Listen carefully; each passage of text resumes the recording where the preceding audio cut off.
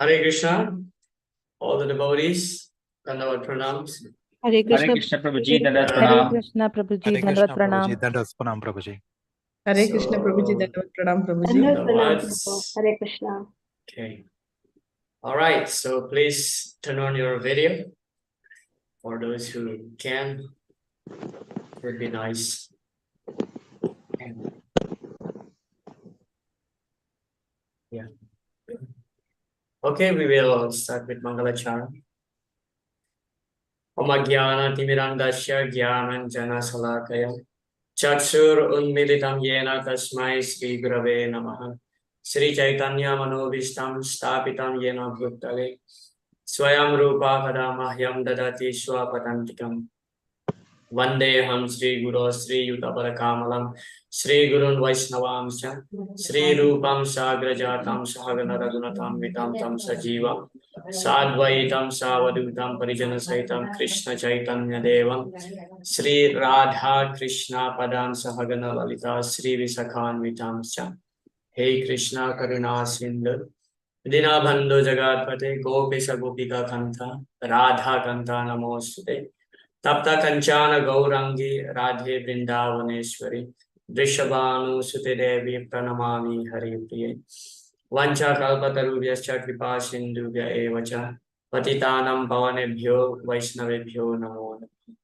Jaya Sri Krishna Chaitanya Prabhu Nityananda Sri Advaita Gadadhara Sri Vasati Gaura Bhakta Vrinda Hare Krishna Krishna Krishna Hare Hare Hare Rama Rama Rama Hare Hare Mukam Karoti Vachalam Panguna Bhayate Girim Yat Kripatamahang Vande Sri Gurun Dinatara Hare Krishna. So for those who haven't seen, there is an announcement in our WhatsApp group asking you to change your name while you are attending the class with the number of your registration and your name. Yeah. Please check your WhatsApp, or I can read it aloud here. Okay.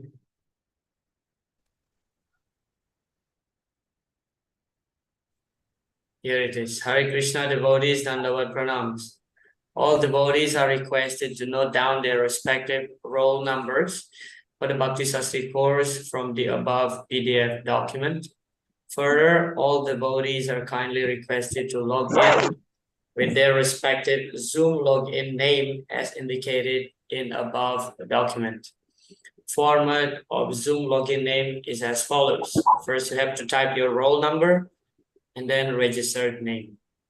For example, if student's registered name is Ras Bihari and roll number is 11, then student is expected to change name as 11 Ras Bihari while logging in into Bhakti Sastri Zoom classes.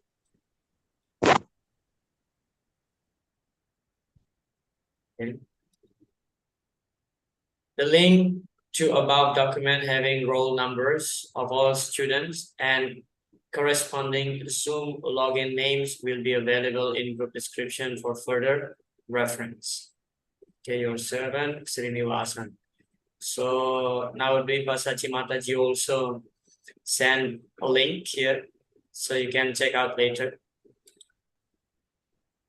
This is just to make us easier to identify you. Yeah. Okay. Anuradha Mataji, you should find out your roll number. I know it's 17, Prabhuji, but I'm not able to figure out how to change the name. Okay. What is your number? 17. 17. Hare Krishna Mataji, you can go to the participant list and then name, and then click on your name. You will get to I think Prabhuji did it. Okay, thank you so much. Susmita Mataji. Anyway, you figure it out later. We have to start with our discussions. So from Tuesday, we are expecting that this is the format. Yeah. when you enter, so easier for us to identify you. And I'm going to take your attendance here, so it's important. Yeah, just give me a second.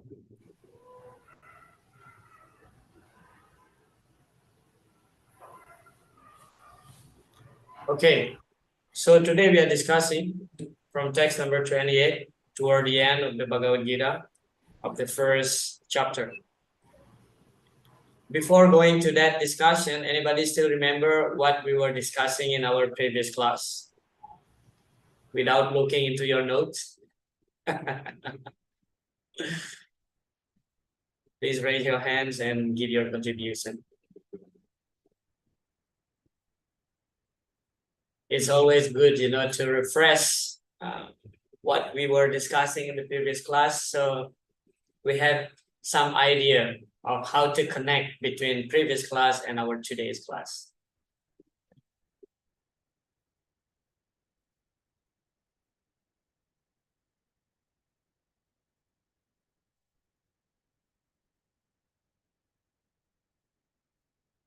All right, who will break the ice today for the first time? Okay, have a look to your notes, whatever. You can just share with all of us here, yeah, to remind us what was going on in the last week.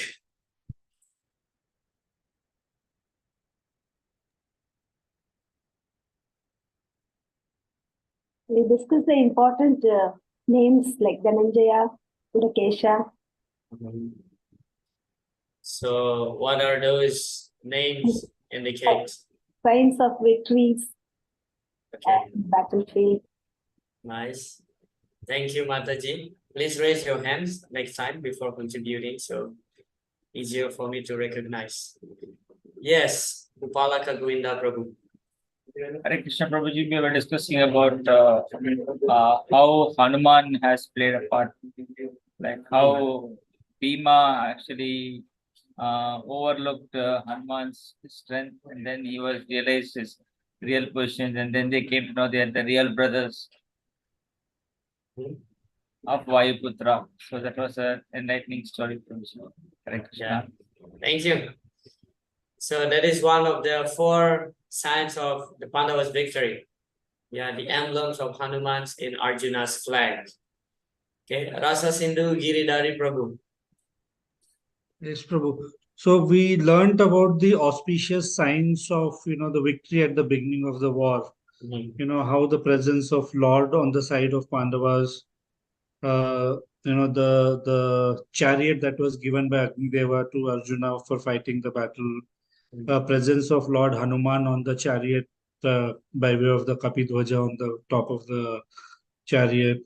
So, and the meanings of different names as the goddess of the husband of goddess of fortune personally present. So these are all the auspicious signs that were discussed in detail, which indicates how the war will be in the favor of Pandavas. Okay, very nice, thank you. So Rasa Sindhu Prabhu added 2 more points of the Pandavas' victory signs, namely Madhava, Lord Krishna's present, the husband of goddess of fortune, and also the chariot donated by Agni. One more sign, there are 4 signs. Yes, Rati Manjari Mataji. Hare Krishna Prabhuji. Prabhuji, we also spoke about Krishna being the Bhakta Vatsala, and the shlokas from, I think, from 20 to 27, where when Arjuna is asking him to take him to the middle of the Kurukshetra to see, and he acts as a Sarthi to him. So that's how the name Parthasarthi. And so I just remembered that, but I peeped into my notes also. Nice. Yes, very important point. That Arjuna said to Krishna, Senayor Ubhayor Madhye Ratham Stapaya Mechuta. Oh, Achyuta. Yeah. Please bring my chariot in between the 2 armies. Yeah. So in that purport of Srila Prabhupada, actually, he explained very nicely that the very meaning of Achyuta is the infallible. If Krishna failed to execute Arjuna's request, that means Krishna is failing. And Prabhupada beautifully explained that actually Krishna is much more pleased being ordered by his pure devotees rather than he himself giving the order to the devotees. Yeah, so this is known as a Bhakta Vatsala. Yeah, thank you, Mataji. Yes, Gitamrita Krishna Sevini Mataji. Hare Krishna Prabhuji, you asked for the fourth sign of victory. That is Yes. Kabitwaja in the flag, where Hanumanji was with Lord Rama in the battle between Ravana and Rama. The Okay. same way Rama is non-different from Krishna. So when the flag is there and Krishna is there, definitely the victory also will be there. Yes, thank you. That one is already mentioned. So, however, I appreciate your contribution. I'm looking one more sign. Yeah, 3 already mentioned. The Hanuman emblems, Arjuna's flag, Madhava, and the chariot donated by Agni, and one more. Actually, that was the first thing mentioned. Anuradha Mataji. Divyam Shankh, the blowing of the Yes. Shankh. Yes, yes. Yeah. Thank you. Yeah. The divine Sankha. Yeah. The divine Sankha of the Lord. Yeah. Divya Sankha Pradad Matugu. Okay. Thank you so much. Gitamrita Mataji, you still want to contribute on something?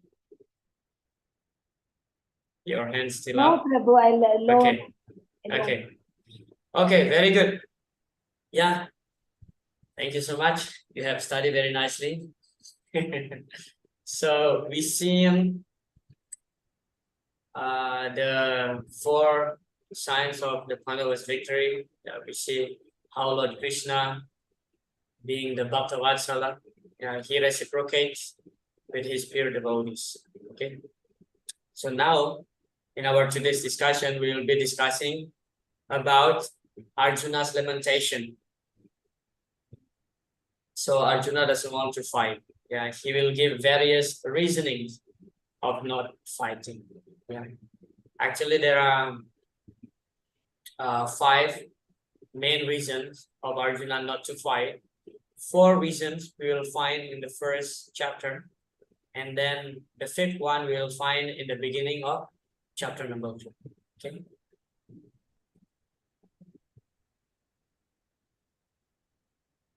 See here.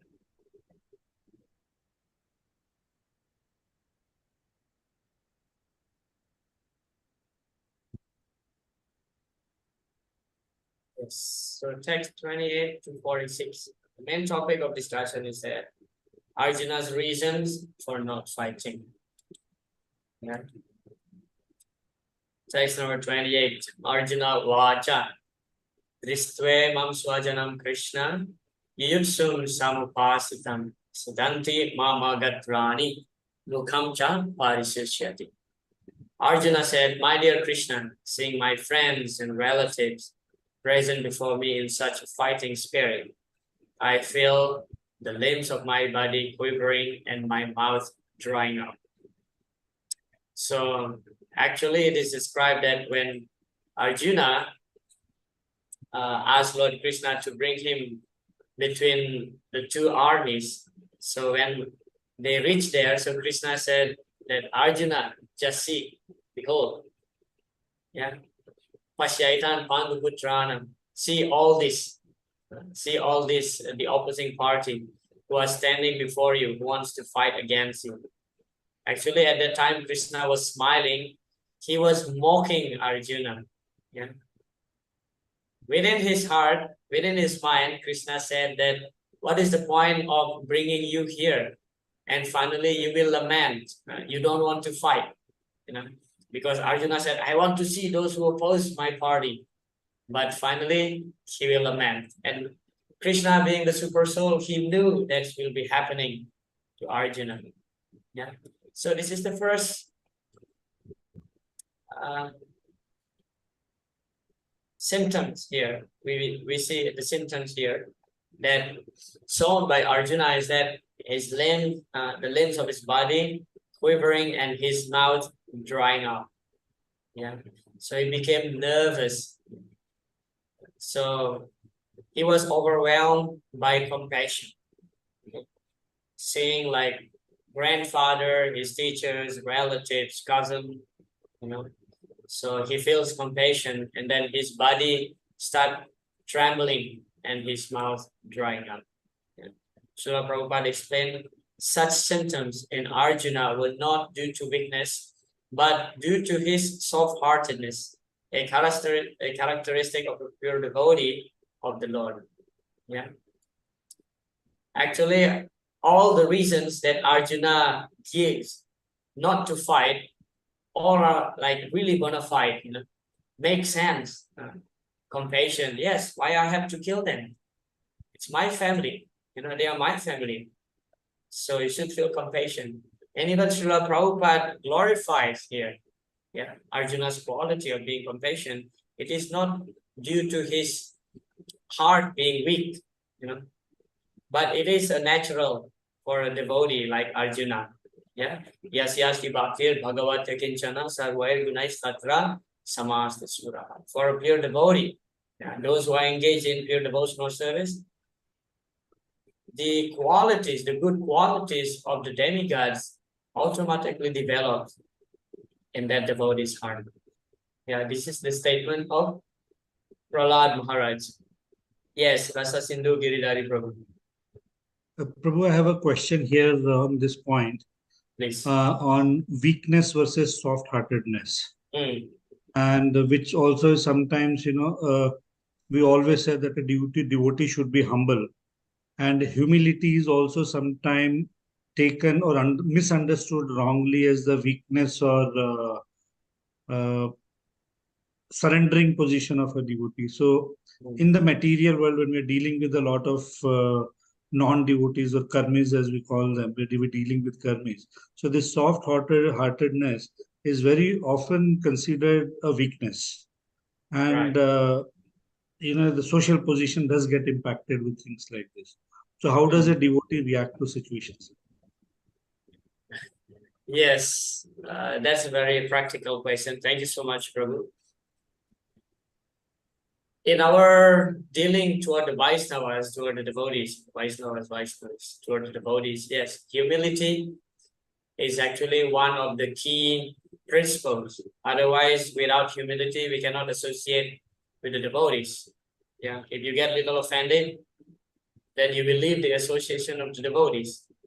But in contrast, dealing with the non-devotees outside, let's say, Krishna consciousness world, for example, in our office, somewhere, you know, in the society, then yes, sometimes they consider this as weakness, humility being, you know, you are being so weak. But actually, there is slight difference between being humble and also being weak. You know, sometimes you see devotees very humble, but at the same time, they are very determined. So this is not weakness. It is just a matter of humility. Yeah. So when you get agitated easily, you become angry. Do you consider this is a weakness or not? It is a weakness because you can't control your anger. So depend on from which angle we see that. But of course, for the non-devotees, then they will see, oh, you are a very weak person. Yeah, you are very meek, you are very humble. But of course, like the non-devotees can say whatever to you. Here's the thing, the non-devotees can say whatever to you. But as long as we are concerned toward our Krishna consciousness advancement in our practice, yes, this is the key principle, humility. Yeah, humility is most important aspect, I would say. Yeah, without humility, you can't actually receive knowledge from your spiritual master. Yeah, tadvidi pranipatena pariprasnena sevaya. That's the verse. Later we will discuss that in the 4th chapter. Yeah, just like, you know, humility is like this. Let's say I have a cup here. And imagine I have another cup in my hand here. So this is you, you know, with the empty cup. This is you. And this is your spiritual master. If you put your position higher, if this cup higher than this and this cup pouring water, this empty cup will miss the water.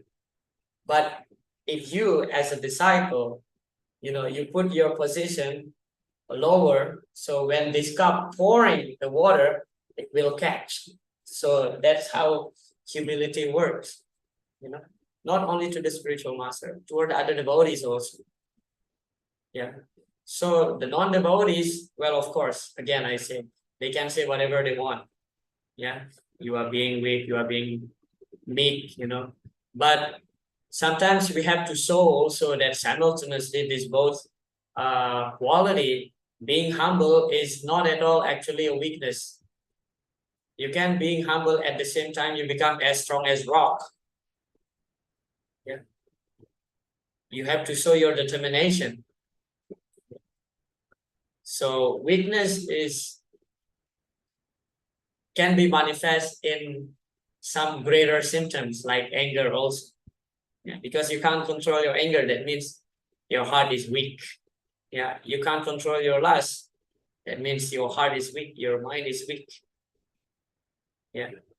So we can take it from different angle, but seeing from the devotee's perspective, yes, it can be, simultaneously a devotee should be humble and at the same time really strong. Yeah. We are pushing forward to Prabhupada's mission, for example. Yeah. Thank you, Prabhu. Hare Krishna. Okay. So come back to this topic that Srila Prabhupada praises Arjuna's quality of being, compassion, daya. There are 4 pillars of dharma. Yeah, satyam, daya, tapa, saucham. Daya is one thing. Being compassion. So Arjuna's reason actually is really valid that he doesn't want to kill his family members. Yeah. But of course, later we will see that how Lord Krishna breaking these arguments one by one. Yeah, we will see from chapter number 2. Yeah.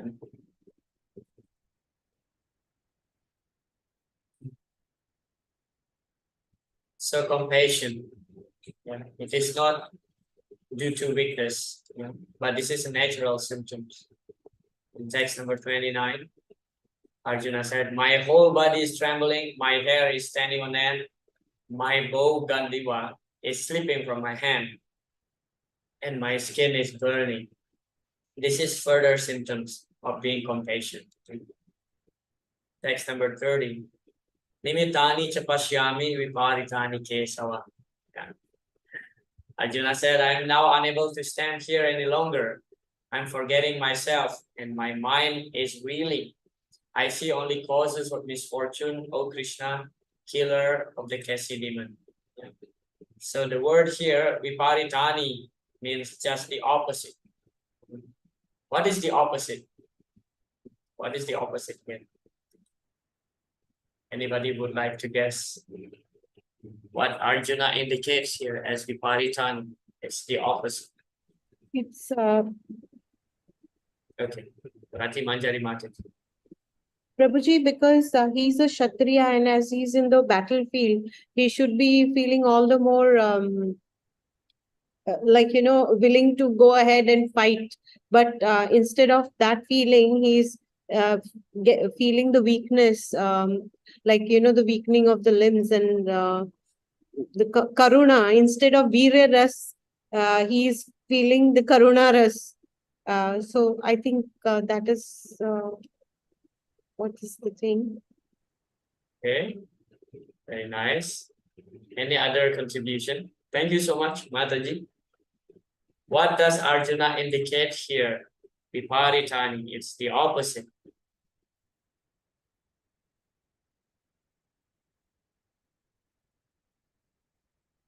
Okay. Rasa Sindhu, bro. Yes, please. Yeah, the Vipritani here refers to the misfortune he sees coming out of the thing. Because the battle was being fought, because we referred to Madhava earlier as the husband of goddess of fortune, and so a lot of fortune would come with the war. But on a contrary, he sees misfortune coming from this battle. Okay, nice. Thank you so much. Yes. Whatever your contribution will be always appreciated. Yeah. I love people who contribute. Thank you. So Here it is. Viparitani, just the opposite. So why a person going to the battle? First of all, you want to gain something, right? In order to, you get some enjoyment, right? Why you have to go for a war? If finally you will gain nothing, you are wasting your energy, you are wasting your time, resources. So here Arjuna is saying this word viparitani, meaning the opposite, that there will be no enjoyment that Arjuna will get. Even if he win the kingdom, but what is the point if the whole family members, his grandfather, his guru, his cousin brothers die? Normally, if you buy a new house, for example, okay, you build a new house, you just get a brand new house, you want to celebrate. You invite your family members, your close friends, you make a party, right? This is the enjoyment. So enjoyment cannot be alone. You have to enjoy with somebody else, with friends, with family, with relatives. Therefore, the Mayavadi philosophy is absolutely wrong. They think that by going to Brahmajyoti, they will be happy and enjoy there. No, there is no enjoyment for them, because there is only them alone, nobody else there. At least the family, the friends should be there to enjoy with. Yeah. So the kingdom should be enjoyed together. But Arjuna's reasoning here is that if I win the kingdom, but my family members are dying, then what's the point? Yeah. So it's just the opposite. I'm going to the battle because I want to be happy, but the end result is that I become unhappy. Yeah.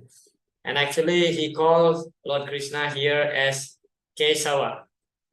Yeah, the killing of Kesi demon. He's actually indicating that Krishna, you are killing the Kesi demon. This demon is your enemy. But you are asking me now to kill these people who are not my enemy. Yeah, they are not my enemy. They are my relatives, my friends, my family members. I should not kill them. You kill the demons. They are your enemy, but they are not my enemy. Yeah.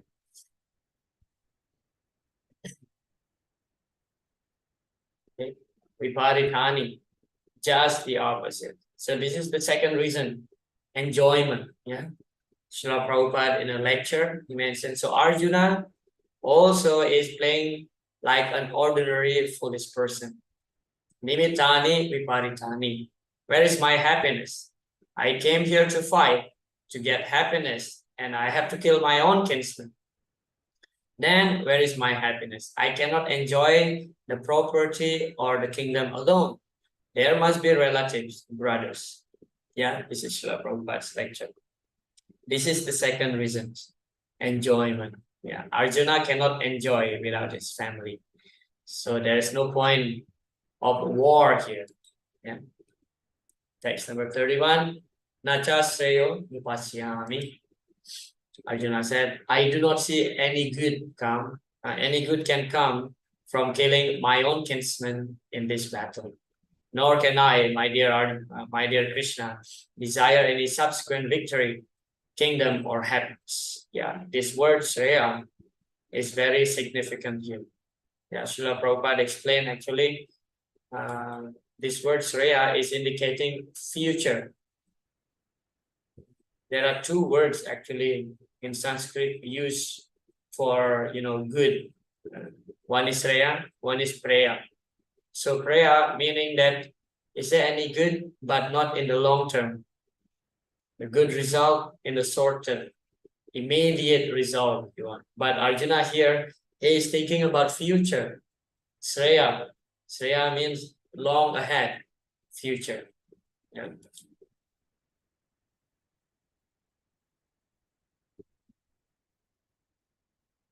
Srila Prabhupada explained in his purport, without knowing that one's self-interest is Vishnu or Krishna, conditioned souls are attracted by bodily relationships, hoping to be happy in such situation. Yeah, nate vidu swata gatim hi Vishnu, Durasaya ye bhairat. So nate vidu swatagatim hi Vishnu. The purpose of life is to understand about Vishnu, to inquire about Vishnu. Arjuna being a self-realized, so he's not at all interested in bodily happiness. Yeah, so he's thinking in the long term. Yes, Rasa Sindhu Prabhu.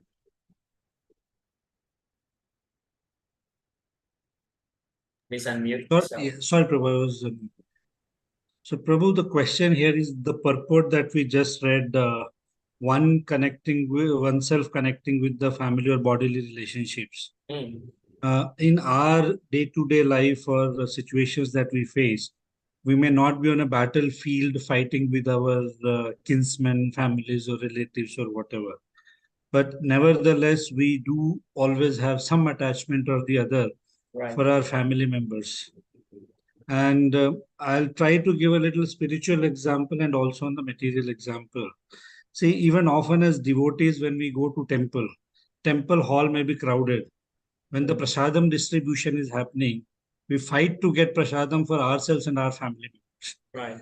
We are not always in the mindset of distributing prasadam for all the visitors or other devotees who may be around us.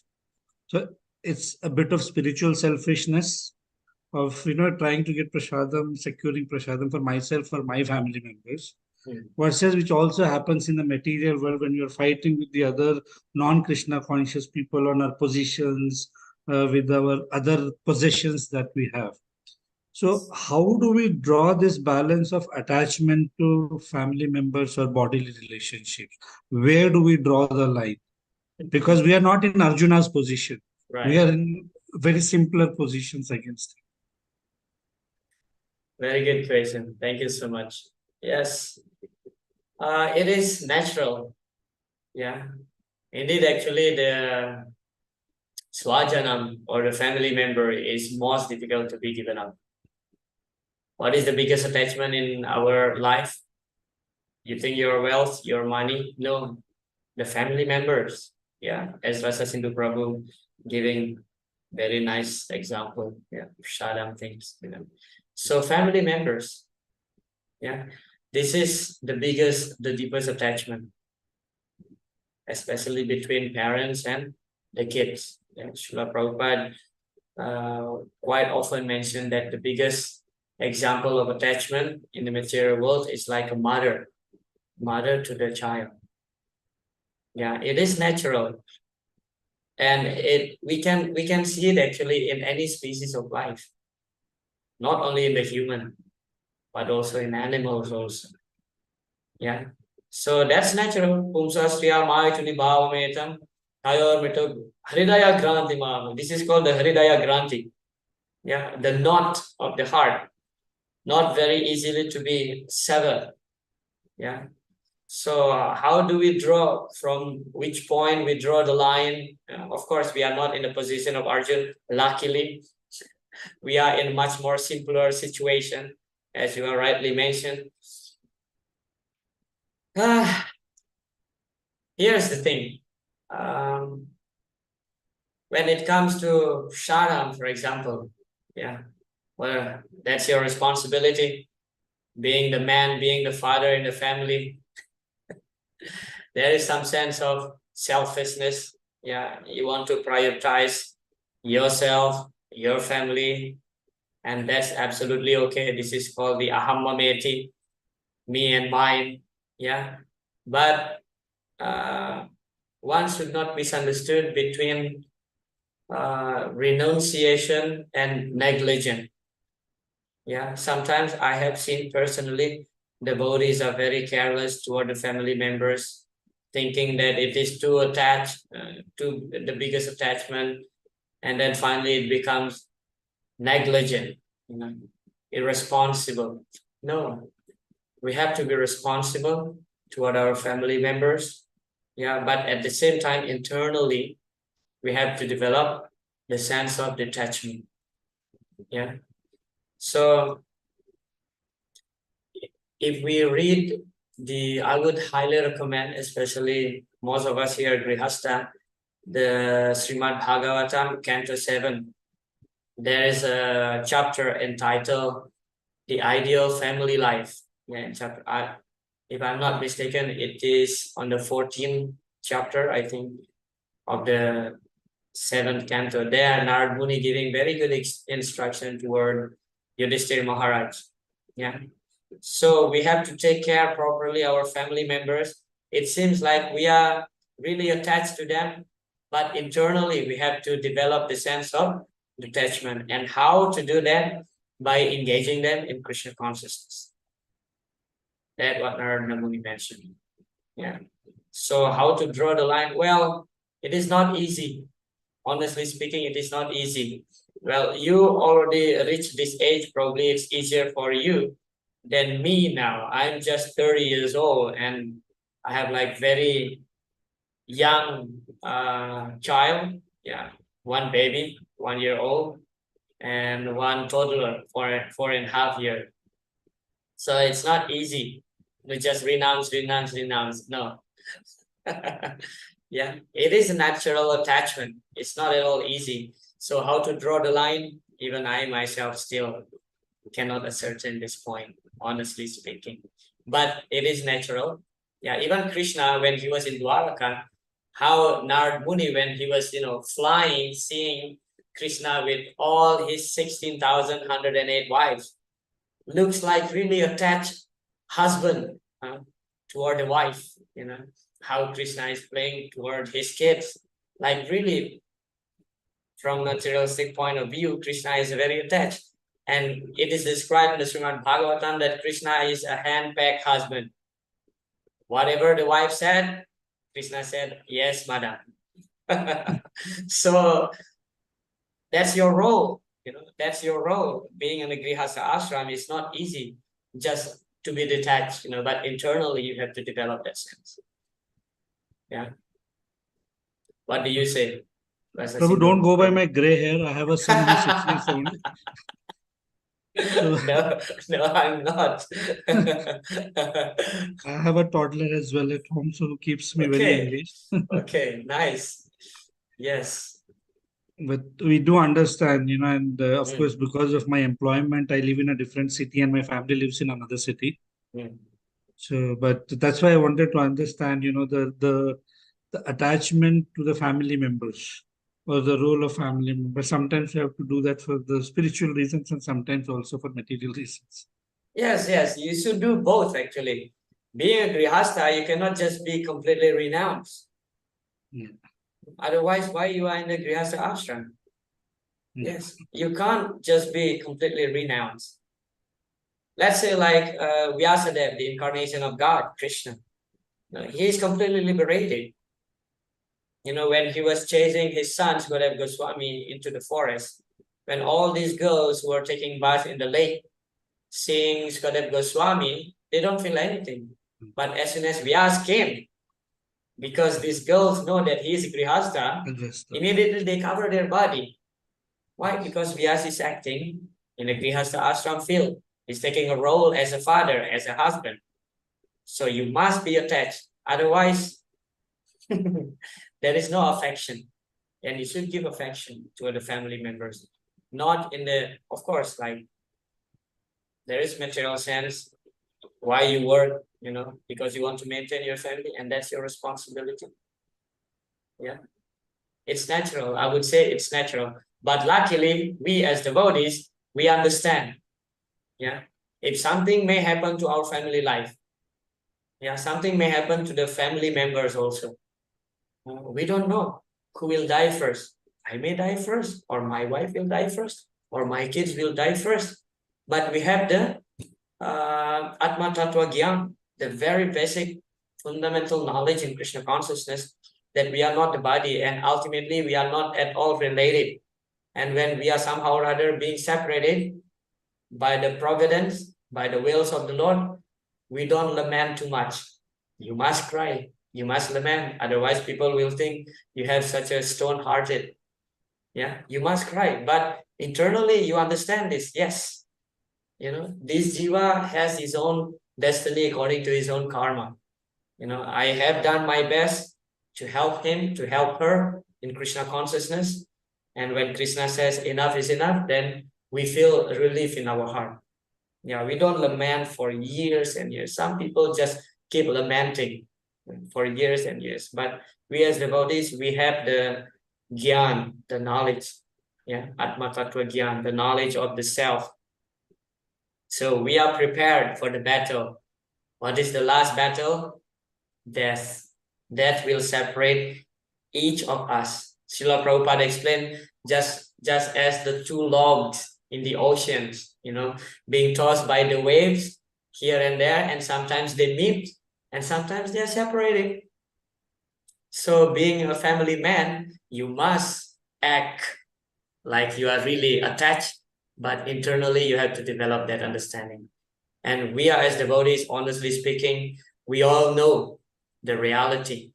So that will be our final weapon one day when we are separated by our family, with our family members. Yeah. Just one That's- point I'll add to this on Atma Tattva Gyan. Other day I was listening to another lecture and I heard a small nice pastime or story there, where after Abhimanyu is killed in the battle, so Arjuna is lamenting on Abhimanyu's death. Yes. And he pleads Krishna that I want to see my son, I want to see Abhimanyu. And so Krishna takes him to heaven and he sees there Abhimanyu is enjoying with his friends and sitting there. So he goes to Abhimanyu and tries talking to him, and Abhimanyu asking, who are you? I don't know who you are. So that is how Yes. the lamentation happens. Yes, very nice. Thank you. Another example also come to my mind is like Chitraketu Maharaj. Yeah, he was wanting a son. He married millions wife. None of them can give a son, right? And finally, he asked when Narad Muni came along with Angira Muni. He asked Narad, please do something. You are a great devotee of the Lord. You can do miracle. I just want a son who can, inherit the kingdom and be the next king. Because a king without a son is useless. Who will become the next king? So Narad Muni said, yes, you will beget a son, but he will give you joy and also lamentation. Therefore, the son's name was Harsa Soka.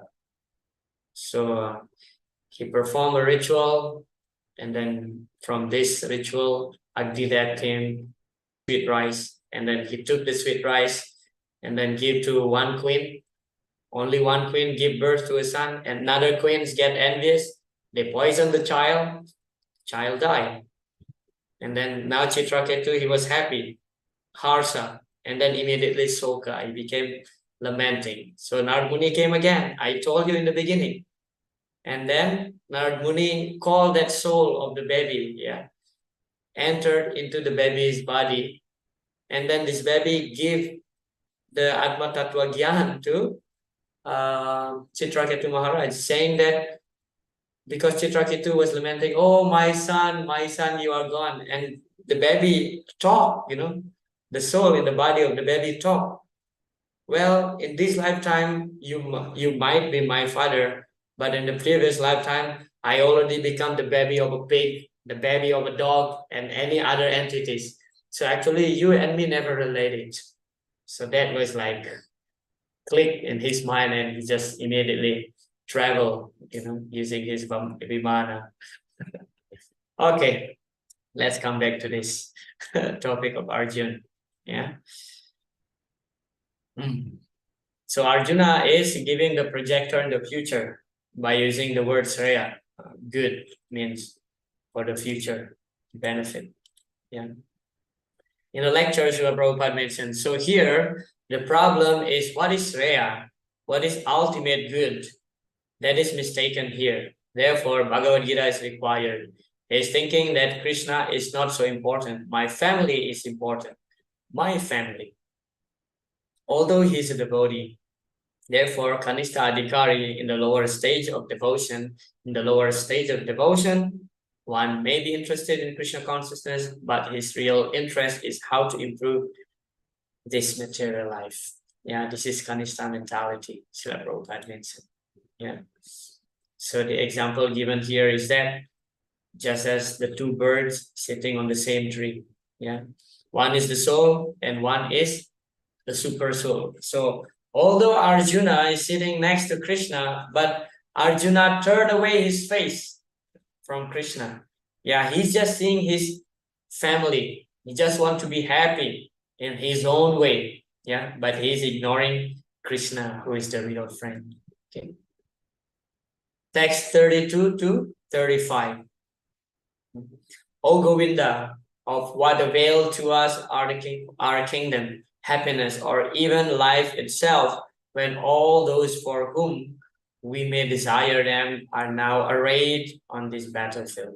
O Madhusudana, when teachers, fathers, sons, grandfathers, maternal uncles, fathers-in-law, grandsons, brothers-in-law, and other relatives are ready to give up their lives and properties and are standing before me, why should I wish to kill them, even though they might otherwise kill me?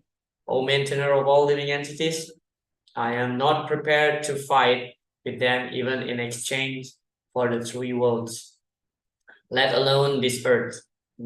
What pleasure will we derive from killing the son of Dhritarashtra?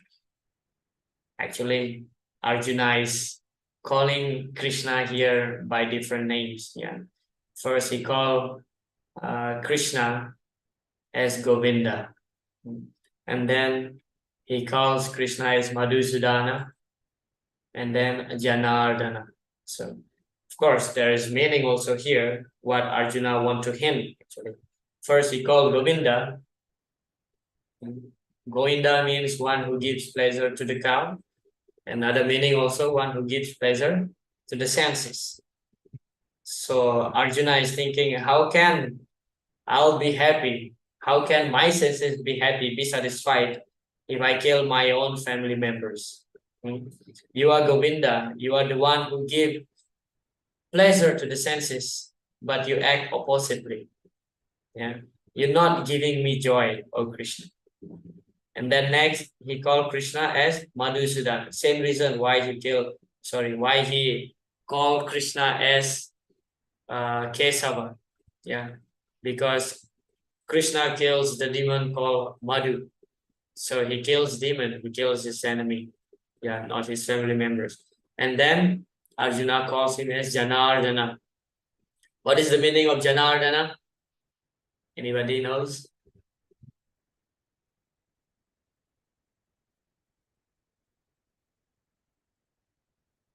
Janardana. Yes, Rasa Sindhu Prabhu. One who takes care of all the living, Jana takes care of all the living beings, living entities. Yes, thank you so much. Janardana, one who maintains all living entities. But here, Krishna is inducing Arjuna to fight, inducing Arjuna to kill. Yeah, so it's like Arjuna is hinting toward all these names to Krishna, saying that, oh, you are this, but actually you are not. Okay. Text 36. Papam ewas raya. Sorry, Papam ewas raya dasman. Hatwaitan atata yinaha. So Papa means sins. Yeah. Atata yinaha means aggressors. Sins will overcome us if we slay such aggressors. Therefore, it is not proper for us to kill the sons of Dhritarashtra and our friends. What would we gain, O Krishna, husband of goddess Fortune? And how could we happy by killing our own kinsmen? Yeah, this is Arjuna's third reason, is sin. Yeah, Arjuna said, no, it's sinful. It's sinful, especially to kill your own family members. Of course, Arjuna calls Krishna by the name Madhava, yeah, indicating that you should bring fortune, but what kind of fortune we will get if we kill our family members? Yeah. According to Vedic injunction, there are 6 kinds of aggressors. Atata yinaha.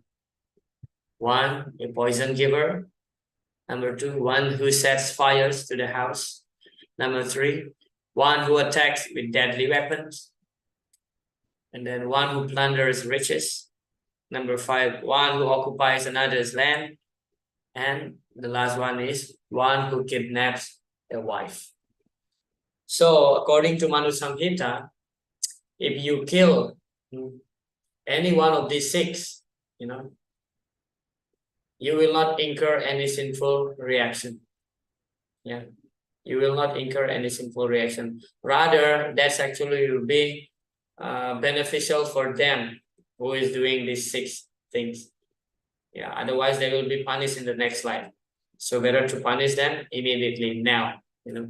And it is described that the Kauravas, the son of Dhritarashtra, they have done all these 6 toward the Pandavas, you know. Poison giver, you know, they tried to poison Bhima. And then one who sets fire to the house, yeah. That's very famous pastimes that they invited the Pandavas into a party, and then finally they make the house made of wax and burn the house. Yeah. And then one who attacks with deadly weapons, that's obvious. And then one who plunder riches, that's also there. They try to take over the whole kingdom. One who occupies another's land. Yeah.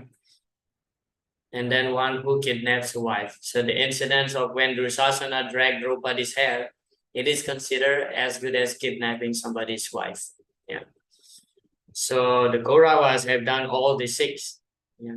So if they are killed, you know, so the killer, in this case Arjuna, will not get any sins. But here is Arjuna's reason. If we kill the family members, we will get sinful reactions. So this is his 3rd reason. And then from text 37 to 43. So destruction of the dynasty. Yeah, family becomes involved in a religion. How? So because of this war, so many men will be killed, and finally women become unprotected. Yeah, polluted. Women becomes polluted, and then comes unwanted progeny. Yeah, this is called the Varna Sankara. Varna Sankara means unwanted progeny. Yeah, when women becomes polluted because there is no protection from the men are killed because of this war. Yeah, and then what happened next? Family tradition stopped because the Varna Sankara, they don't know about the family traditions. What does family tradition indicate here? What kind of family tradition that Arjuna is indicating here? Yes, Srinivasan bro. Hare Krishna Prabhuji. So the offering of the Pindadan to the ancestors. Yes, thank you. The Shraddha ceremony, yeah, the Pindadan, offering of Pinda or offering of Mahaprasadam to the forefather. Yeah, so if the societies are uncultured, yeah, so this is culture, Vedic culture, offering, performing the Shraddha ceremony. Yeah, it is described nicely actually in great details in Garuda Purana that if the family members of a person who died does not offer the Mahaprasadam, the Pinda, so they will become so hungry, yeah, and they will suffer so much. This is in the case of if they don't get liberation to Vaikuntha, okay? So they will suffer so much. So what happened to those souls whose family members who still alive but do not perform the Shraddha ceremony? So they are becoming hungry, right? And what happened to them? They will become the Yama Dutas. This is also described in the 6th canto. Yeah, the Yama Dutas are those souls whose family members who are still alive, but they don't do the Shraddha, the Pindadan. Yeah, why they become Yama Duta? Because they need food. What to do if you need food? You need to work. So they work for Yamaraj. Yeah, they work for Yamaraj. Therefore, they become the Yamaduta. And Yamaraj will feed them. How Yamaraj feed them? Actually, this is the science. Yeah. When you offer the pinda, normally we offer these rice balls mixed with the black sesame. This is called pinda. We offer that first to Lord Vishnu, and the Mahaprasadam we offer to the departed soul. Okay. So quarter from that portion, yeah, 2.5 rice bowls, yeah, from 10. Quarter means 2.5. 2.5 goes to Yamaduta. So that is their reward. Yeah. Now you know why. So that is their reward. And then when they get this Mahaprasadam, slowly they are gaining good punya, sukriti. And then after some time, they will be freed from the clutches of being the Yamadutas. And then they will go on according to their karma, take birth in another gross body. So performing Shraddha is not only for the departed souls, but also we are doing good for others also. We are sharing this pinda to the Yamadutas. Yeah. So Yamaraj will take that and offer it to his Yamadutas. Yeah, this is very scientific. And some devotees sometimes, asking like, why we as devotees still we perform this Shraddha? Devarsi Bhutap Tanrinam Pitrinam Naking Karo Nayam Rini Charajan. Sarvat Manaya Saranam Saranyam Gato Mukundam Pariharitya Karta. It is described in the 11th canto of Srimad Bhagavatam. Yeah, it's way far. 11th canto that Sarvat Manaya Saranam Saranyam. For those who are completely surrendered to Krishna, Deva, Rishi, Bhuta, Pitri, Narini means we are not indebted anymore to all these personalities such as demigods, the rishis, the forefathers. But now the question is that why we still do this Shraddha ceremony being a devotee? I always ask the devotees who ask that, are you fully surrendered soul to Krishna? Only Sarvat Manaya Saranam Saranyam Gato Mukundam. Yeah. If you fully surrender, then you don't have to do this.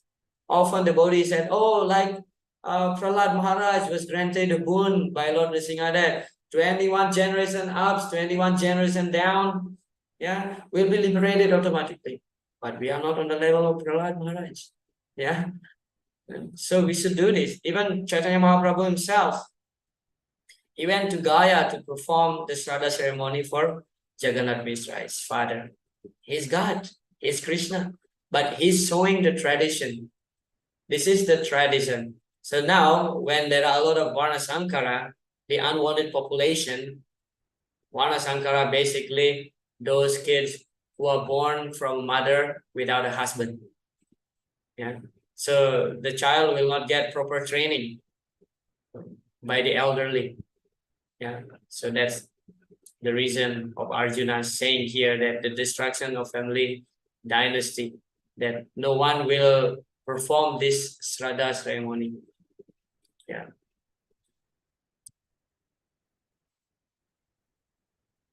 And then in text 42, it is described the family welfare activities are devastated. Of course, yeah. When no one performed this Shraddha, that means no more well-being, no more welfare. And finally, we just go to the hell. Yeah. So this is Arjuna's fourth reason, which is destruction of the dynasty. Okay. This is from the old edition of the Bhagavad Gita, Srila Prabhupada's purport, from the Macmillan edition. Yeah. The four orders of human society combined with family welfare activities as they are set forth by the institution of the Sanatana Dharma or Varnashram Dharma are designed to enable the human being to attain his ultimate salvation. Therefore, the breaking of the Sanatana Dharma tradition by irresponsible leaders of society brings about chaos in that society, and consequently people forget the aim of life, which is Vishnu, or God. Such leaders are called blind, and persons who are led by such leaders are sure to be brought into chaos. Yeah. Andhaya tandair upaniyamanam tipi satandram urudam nibaddaha. So blind leaders leading the blind citizens. So what happened? The leaders being blind, he falls into the ditch. the citizens also falls into the ditch. Yeah. So what Prabhupada mentioned here, the Sanatana Dharma or Varnashram Dharma. Varnashram Dharma is actually the Vedic culture. Yeah. Srila Prabhupada, he talks so much about re-establishing the Varnashram Dharma. Of course, the Varnashram Dharma that we are talking here is the Daivi Varnashram Dharma. Not just simply dividing the society into the 4 Varnas and 4 Ashramas. But we are talking about Daivi Varnashram. Daivi Varnashram means when that Varnashram connected into Krishna consciousness. Yeah. So this is called the Daivi Varnashram. And Daivi Varnashram is not different from Bhagavad Dharma. Yeah. Because there are 2 divisions of Sanatana Dharma. One is Bhagavad Dharma, one is one is Varnashram Dharma. So Bhagavad Dharma is the spiritual path, and Varnashram Dharma is the material path. What does it mean, material path? So just like how the rules and regulation in the scriptures makes us a good human being. This is called Varnashram, Vedic culture. Following the 4 regulative principles, this is part of Vedic culture, Varnashram. Of course, in the Bhakti Rasamrita Sindhu, Srila Rupa Goswami explaining there are 64 angas of bhakti, and he did not mention Varnashram in one of these 64 angas. But Srila Bhaktivinoda Thakur and our Srila Prabhupada talk so much about Varnashram. Even Srila Prabhupada mentioned that 50% of my mission still incomplete, and that is Varnashram. The purpose of Varnashram, as Srila Prabhupada explained, just to uplift our consciousness into the mode of Sattva Gun. It's a stepping stone to make us a good human being. Yeah. First, reach the level of Sattva Gun, and then easily you will go to the next level, which is Visuddha Sattva Gun. Visuddha Sattva, pure goodness. It's just a stepping stone. It helps us. Let's take example, simple example. Yeah, if you are practicing devotees, but you don't, let's say like you don't follow the Vedic culture.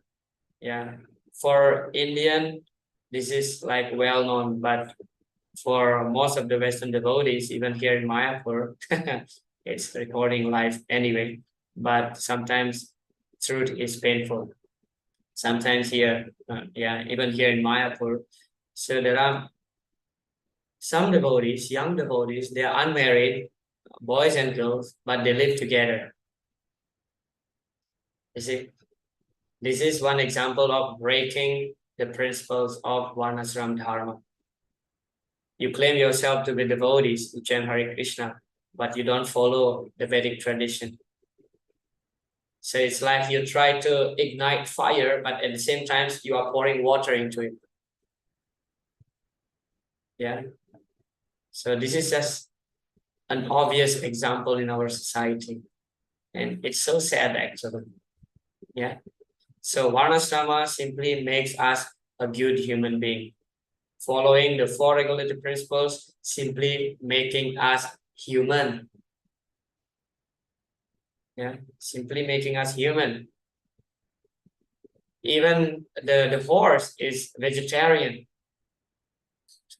right? But he doesn't make progress in Krishna consciousness because the bhakti element is not there in the life of a horse. So why we don't eat meat? Yeah, why we don't gamble? No intoxication, no illicit sex, because we are not animal. We are human being. We follow these 4 regulative principles just to make us good human being. Then after becoming good human being, then only you can become a good devotee. Srila Prabhupada in one place mentioned that the Krishna consciousness movement is meant for the human being, not for the animals. Yeah. So these are the 4 reasons that given by Arjun that he doesn't want to fight. Okay. The last one is breaking the family tradition. Text 44 and 45. Alas, how strange it is that we are preparing to commit greatly sinful acts. Driven by the desire to enjoy royal happiness, we are intent on killing our own kinsmen. Better for me if the sons of Dhritarashtra, weapons in hand, were to kill me unarmed and unresisting on the battlefield. Yeah, so Arjuna here he just want to give up. I don't want to fight. That's the idea. 46, the last verse. Yeah. Sanjaya said, Arjuna, having thus spoken on the battlefield, cast aside his bow and arrows and sat down on the chariot, his mind overwhelmed with grief. Yeah. This is a lecture from Srila Prabhupada. Srila Prabhupada said, therefore, this battle was arranged so that all the rascals and demons will come there and it will be killed in one place. And the right person, Maharaj Yudhishthira, will be installed on the throne. That was his plan. The right person, Krishna wants his representative to rule over the king. King means representative of God. Okay. So Krishna wants this battle to happen because of that reasons, as explained by Srila Prabhupada. Dharma samsthapanarthaya. Yeah. To establish dharma. Vinasa chatuskritam, to kill all the demons. Paritranaya, I don't know, to save the devotees. Because it is described that when Krishna was attacked by Jarasandha for 17 times, Krishna always kills all the armies of Jarasandha, but except him. Krishna released him. Krishna tie his hand like an animal and then release him. And then next he comes again, attack Krishna. So for 17 times, he attacked Krishna's kingdom. So finally Krishna moved to Dwaraka from Mathura. So Krishna and Balaram, they were discussing. Yeah, they were discussing, I'm tired of playing this game. Let them come together in this battle of Kurukshetra. And then in one place, we just kill all of them simultaneously. And of course, Krishna wants to see Maharaj Yudhishthira being the righteous person to be the ruler of the earth. He wants his devotees to represent his position because king means he is the representative of God. He is the representative of God. So up to this point, we have seen the 4 reasons of Arjuna rejecting to fight, not to fight. There is one more reason in chapter 2, in the beginning of chapter 2. We will see that on Tuesday. So the first one is compassion. Please remember this, always remember this. Compassion. Number 2 is enjoyment. Number 3 is Sinful reaction. Sinful reaction. And number 4 is destruction of the dynasty. These are the 4 reasons, and all are bona fide. All are really good reasons. Yes. Upalaka Govinda Prabhu. Hare Krishna Prabhuji. We have come through the first chapter, but Yes. one question in my mind is, Prabhuji. Please. Although Krishna wanted to kill all the miscreants, why then the Pandava side, all of them were killed? Pandava side, why were they killed, all of them? The Kauravas were the miscreants, but how come even the Pandava side, everybody were killed except the 5 Pandus? Yes. Thank you so much.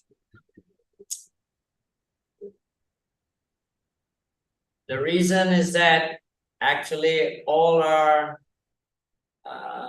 beneficial for those who are killed in the battlefield of Kurukshetra. In the first canto of the Srimad Bhagavatam, in one of Srila Prabhupada's purport, I have read that actually those who die in the battlefield of Kurukshetra, they get liberation because they saw Krishna.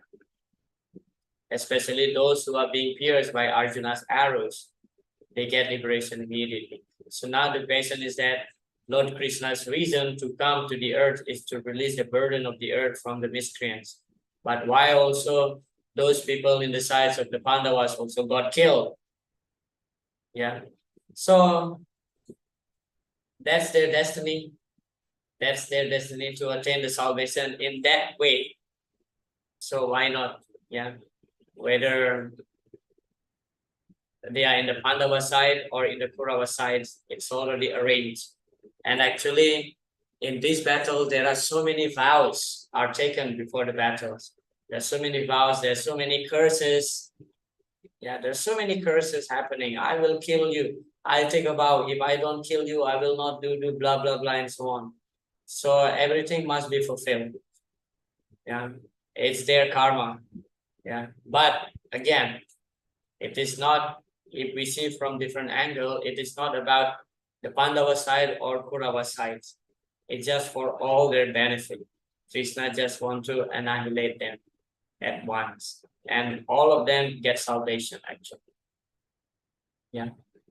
And they are paying their karmic reaction. Yeah. From the opposite party. Yes, Gopalata Prabhu. Hare Krishna. At the same time, sometimes when we are going through some spiritual courses, we feel that there are some things going wrong, and then we actually act by our whims and fancies. That we try to take some action, and we land up in trouble. Actually, the question to my point is, we try to see that what is wrong is our perspective, that according to the scriptures what we learned or something like, we feel it is wrong, and we try to go and report to some the hierarchy, but then we ourselves land into a great trouble. So how to understand this, like what we should do at that point of time, Prabhuji? Yes, thank you so much. Of course, it is not an easy situation. Nobody wants trouble, right? Except Queen Kunti. Yeah, Queen Kunti prays, Vipada Santuta Saswat Tatra Tatra Jagat Guru Bhavata Darsanam Yaksad Agunar Bhava Darsanam. Oh Krishna, please give us all these troubles again and again. Bhavata Darsanam Yaksad. By getting all this trouble, we get to see you. And by seeing you, we will no longer seeing the repetition of birth and death. Only Queen Kunti in the history of Bhagavatam asking for trouble, but nobody else wants some trouble. And what happened when some troubles happen to ourselves? Of course, it's not easy, but philosophically speaking, we have to come back. We have to remember the prayers of Brahma. Tatte nukampam susamik samano gunjana evat makritam vipakam. Hridwag bapur bir vidada namaste jive tayo mukti pade sadayaba. So, Tatte nukampam susamik samano gunjana evat makritam vipakam. I get this trouble because my past misdeeds. Maybe not in this life, but in the previous life, or maybe in the many previous lives. Yeah, I got this and I deserve. And actually, Prabhupada explained the devotee's mentality should be, I deserve more trouble, but Krishna reduced it 99%. I just get 1% of this trouble. It could even worse happen to me. But Krishna is so kind that giving me less trouble. 4 days ago, I was doing this final rite, the anti-asti ceremony for one devotee who passed away, and then his son brought his ashes. He's from South India, from Karnataka, Simoga. Yeah, from Simoga. So he came here to Mayapur, and then we performed the ceremony. He brought, after we did the Ganga Puja, and then we offered the prasadam, and we did all the rituals, prayers, and he brought the ashes into the Ganga. And when he about to come out, actually he got cut by a very sharp stone on his feet, like really terrible, bleeding like hell, But he said that, oh Prabhu, this is nothing. Well, he was limping, but he said, this is nothing.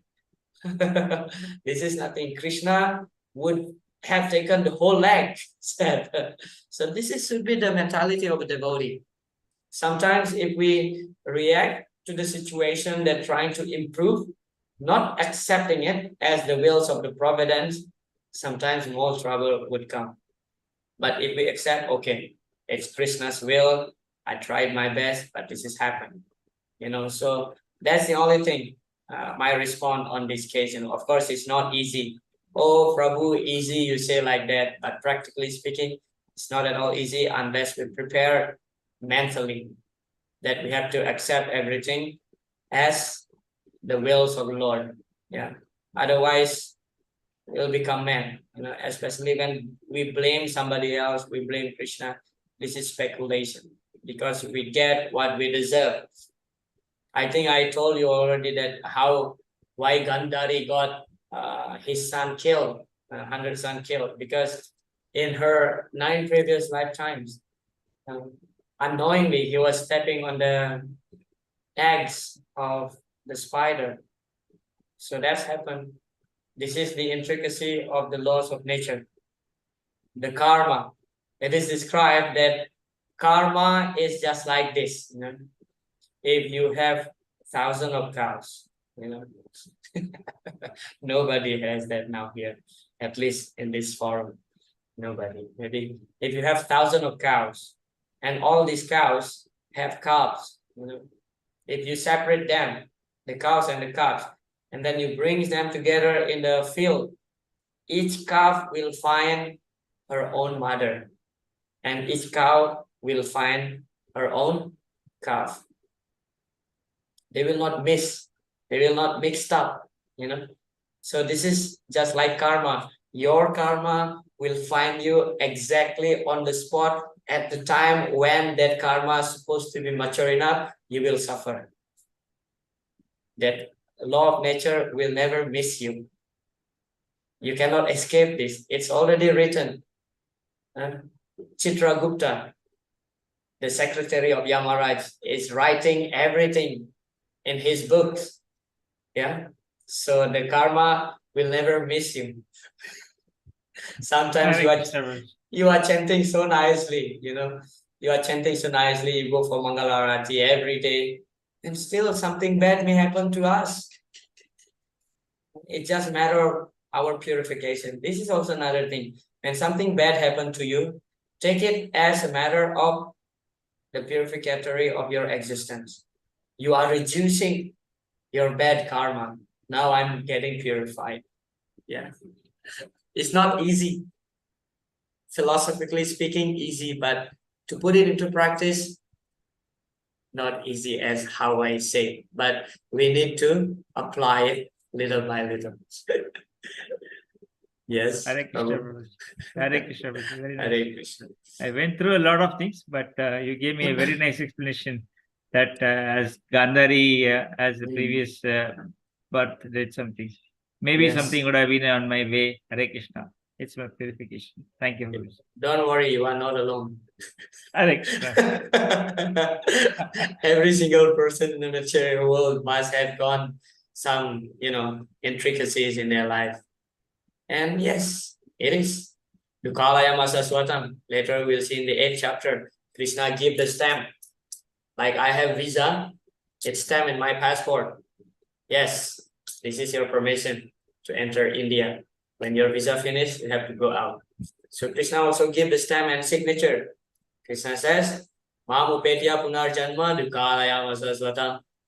This material world is place of miseries and everything is temporary. You want to sign up? You are here. We already sign up. That's why we are here. And don't complain if something bad happened to us because we already signed the paper. We have 10 minutes. Anybody else would like to contribute something or ask some questions? Yes, Ritu Arya Mataji. Hare Krishna Prabhuji. Hare Krishna. Prabhuji, when it is already decided that we are going to get the fruit of our karma, right? It is written already. Yes. Then is there any importance of apologizing? Yes. It is always, Prayas Chitta. But of course, the way of our prayaschita and the non-devotees prayaschitas is different. Yeah, we see in the 6th canto, Pariksit Maharaj, was asked by Sukadev Goswami. He was testing Sukadev Goswami. Sorry, he was testing Pariksit Maharaj. Sukadev Goswami was testing Pariksit Maharaj. How can one be relieved from all the simple reactions? And Pariksit Maharaj said, the way of prayaschita will not help. Yeah, just like the elephant taking bath. This is called the prayaschita. But our way as Vaishnavas asking for apologies is through devotional service. And when we in the level of complete surrender, that means Krishna is taking care of everything. Yeah, that karma, material karma, becomes Krishna karma. Have you heard some devotees mentioning about Krishna karma? That means even if something bad happened into the devotee's life, that's actually Krishna karma. Krishna is taking charge of that. It's happened for some reason, for the advancement of that particular devotee. So it's always good asking for apologies. The symptoms of a person asking for apologies, that means he's lamenting, he's regretting for what he has done in the past, or whatever sins he has done in the past. Yeah. For example, in the pastime of Ajanil, it is described that it's just slight moment that this incident happened, that when he was dragged out from his body from the Yamadutas, but then the Vishnuduta came to save his life. And then at that time, immediately he was regretting. So now he remembers that actually he was the worshipper of Lord Narayan. But because he was too much engrossed and attached to this prostitute, and he fell down. But now he lament, he regret. And Srila Prabhupada, in one of his purport, in that section, is explaining that the fire of this feeling regret is actually burning one's sinful reactions for millions of lifetimes. So that's so powerful when you pray to the Lord in the front of deities, for example, that you are asking for apologies. Yes, it is very important. It is called the prayaschita. But in the Vaishnava way, we are doing it in devotional service. But in the for the karmis, they are performing the prayaschita by performing some rituals. But again, they are performing sins. Prabhupada compared it just like how the Christians would go to the church every Sunday. They do this confession, the Christian, they confess to the priest, that means that the priest know what he has done during the week, what sins he has done during the week. Now he is forgiven. But then again, on Monday till Saturday, he will commit the same sinful activities again. So what's the point? Yeah. Kwachin nivartade badrat, kwachin charatat punaha, prachita mato patha manye kunjara sochavat. This is the one that Pariksit Maharaj said, just like an elephant. Taking bath, immediately come out from the water, throwing again the dust all over his body. Yeah. So it's always good to ask apology, especially when you are feeling sincere. This is the way of our prayaschitta. Yeah. But when the karma is mature, it will come. You have to accept it, but you have to accept it in the Krishna consciousness way. You have to understand, yes, it is not that Krishna not protecting you, but you have to find out the reason why it's happened. Ultimately, it's for our good, for our advancement in Krishna consciousness. Yeah, I would tell something about myself. So I was in the Brahmacharya ashram for quite a few years, and I was so determined that I will never get married. At that time, I was so puffed up. I was so proud of myself that I most of the time I travel with my spiritual master. Everybody, if they want to take darshan to my spiritual master, they should ask my permission. Unless they get my permission, they cannot see Maharaj. Yeah, like this. So I was so proud, and I feel that myself is on the air. It's like, I was wearing saffron dress. I got first and second initiation at the same time. So I feel that myself is so special, you know. And then when I asked my spiritual master that day, what is the meaning of Vishnurata? Because I don't know what Vishnurata means at that time. And then the next Bhagavatam class in the morning, he chose the verse from the Bhagavatam that explaining about Vishnurata. Vishnurata is the one who's protected by Lord Vishnu, another name of Parikshit Maharaj. So more I feel like, oh, he's putting too much into me, you know, attention, this and that. So I feel like so proud. But I didn't realize it until I decided that I want to get married. Then by being in the Grihastha ashram, I feel, you know, although not genuinely, now I feel that yes, I should humble myself up to some degree. You know? So that's the thing. Sometimes things happen, and in the first few weeks, you know, when I got married, I was thinking like, why did I do this? Why I got married? Oh my God, my life is doomed. I'm finished. Yeah, I'm thinking genuinely like that. I'm done. No more spiritual life. But actually, the fact is not like that. Krishna just makes me to become a little bit humble by taking off my saffron dress, put into white dhoti and so on, you know. And then now I have my family. I get very less chance to travel with my Guru Maharaj. Things like this happen, you know. It's just for our good, you know, just for our good. There's something that we can learn behind whatever bad that happened into our life. Actually, bad and good in the material world is relative. Depend on the perspective from which angle you see. Yeah. You see like the battle between Indra and Vritasura. Who is bad, who is good? Vritasura is a demon. But who is the real demon? Indra is the real demon. Vritasura is a great devotee. Yeah. Who got to Vaikuntha first? Vritasura went to Vaikuntha first, and Indra, as Srila Prabhupada mentioned in the sixth canto, Indra is rotting in the material world. Yeah, so depending on which angle you see bad and good. Yeah, this is the duality, bad, good. Yes. We have 3 minutes. Yes, Abhiram Prabhu. Is that satisfy you, Ritu Mataji? Yes. Abhiram Prabhu. And Pranam Prabhu. Hare Krishna. I think you have already explained, but still I have little doubt about humility, Prabhu. We tend to be wrong with others, like how we can practically be humble if somebody hurts us or somebody disturbs our ego. How to take it as, should we take it as our karma?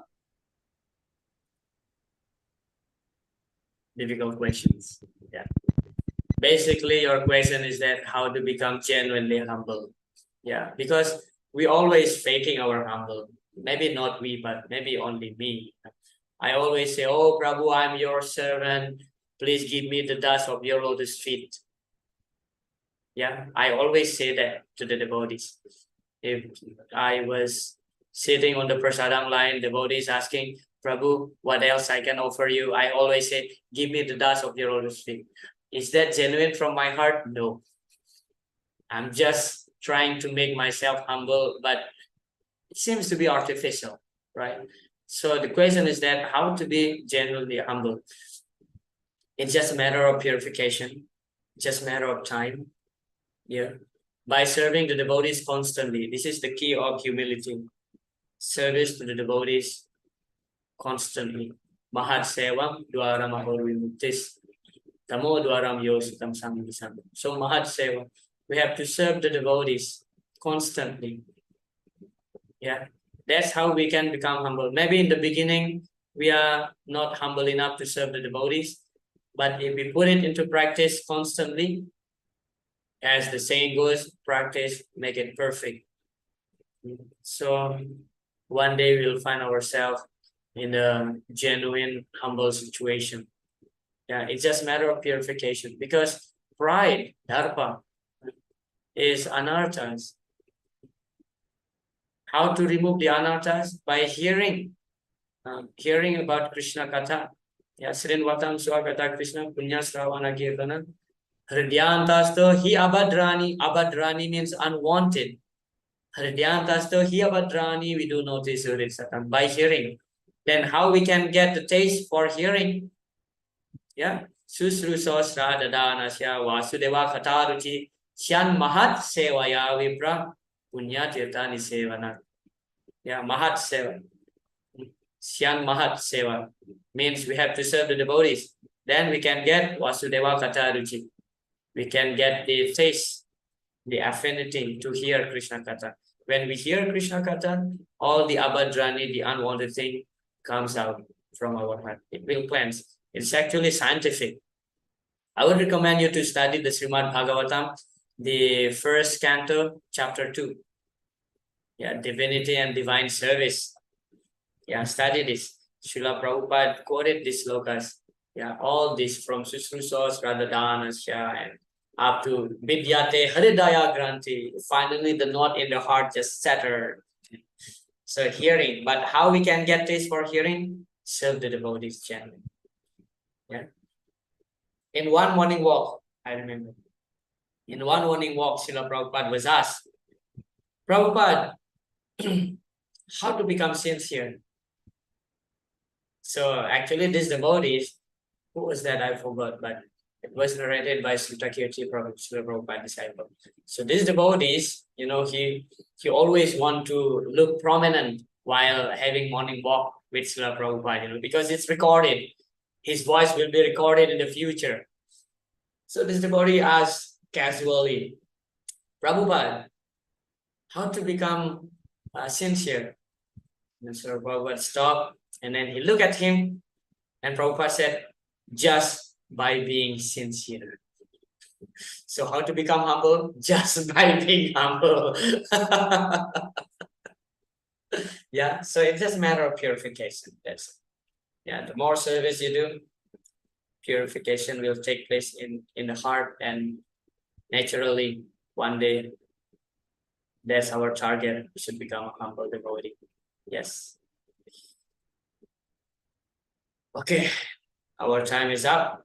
I think Rasa Sindhu Prabhu, you raise your hand. You can keep that questions or comments for Tuesday. We will start from you before we enter chapter 2.